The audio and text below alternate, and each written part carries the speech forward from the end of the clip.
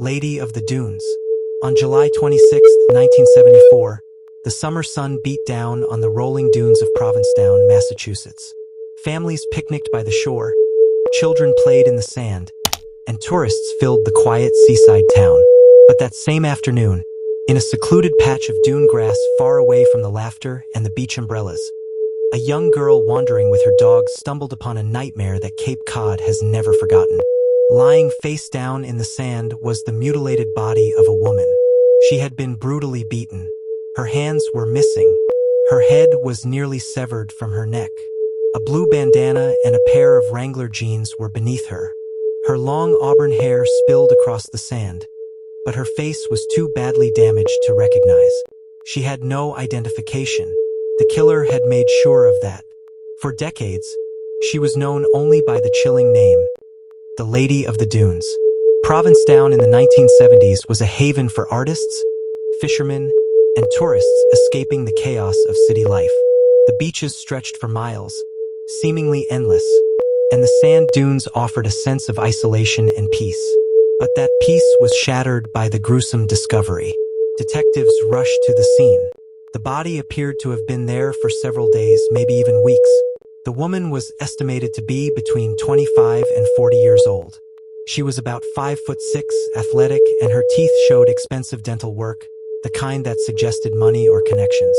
Yet no one reported her missing. Why would someone go to such lengths to erase her identity? Cutting off the hands to remove fingerprints, nearly decapitating her to make sure she could not be recognized. It was a message. But a message from who and to whom? Police scoured the area for clues. Tire tracks led toward the road but faded into the shifting sands. A set of footprints nearby suggested she had not been alone. But beyond that, there was nothing. No murder weapon, no purse, no witnesses. Just silence, stretching across the dunes. In the small town of Provincetown, rumors spread quickly. Was it the work of a stranger passing through? Or was it someone local? Someone who knew these dunes well enough to hide a body where it might never have been found? Weeks turned into months, and the woman remained unidentified. Investigators tried everything they could think of. They compared her teeth to dental records across the country. They circulated sketches of her face to missing persons databases. They interviewed fishermen, drifters, tourists, but no one recognized her. No one came forward to claim her. And so, she became a ghost, the Lady of the Dunes. Theories began to swirl. Some suspected a mob hit. Cape Cod, though picturesque, was not untouched by organized crime. Had she crossed the wrong people? Others whispered about serial killers. New England in the 1970s was not a safe place. Women were vanishing, murdered by predators whose names would later become infamous.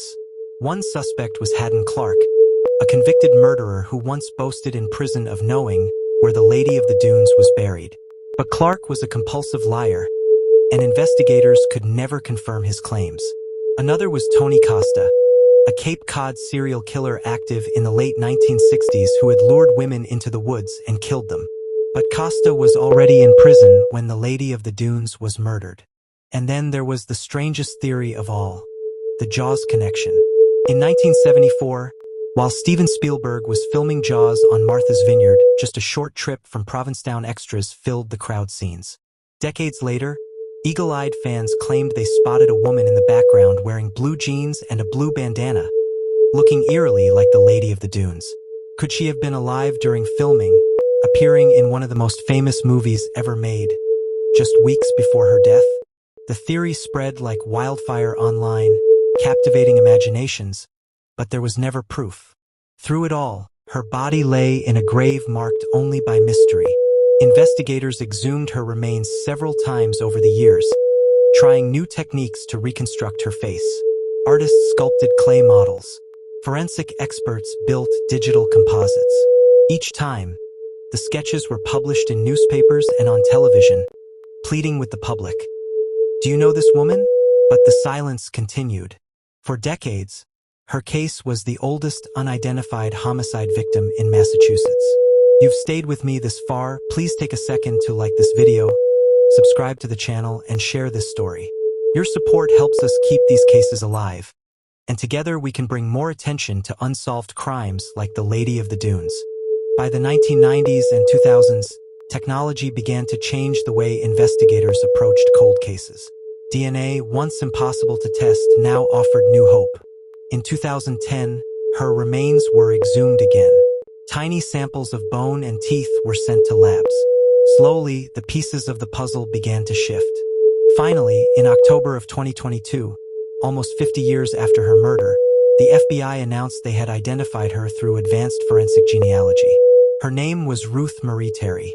She was 37 years old. She had come from Tennessee, and she had recently married a man named Guy Rockwell Heston. The revelation was both heartbreaking and hopeful. After decades of being nameless, Ruth finally had her identity back. She was no longer just the Lady of the Dunes. She was a daughter, a sister, a friend, a woman who had lived and loved. Her family had spent nearly half a century not knowing what had happened to her. Now, at least they had an answer. But the question remained, who killed her? Suspicion quickly turned to her husband, Guy Heston. He had a long criminal history, including fraud and violence. He was known to be abusive, and just months after Ruth's murder, he disappeared from her life. Was he the one who silenced her? Did he lure her to Cape Cod, kill her, and leave her body in the dunes to be erased by time?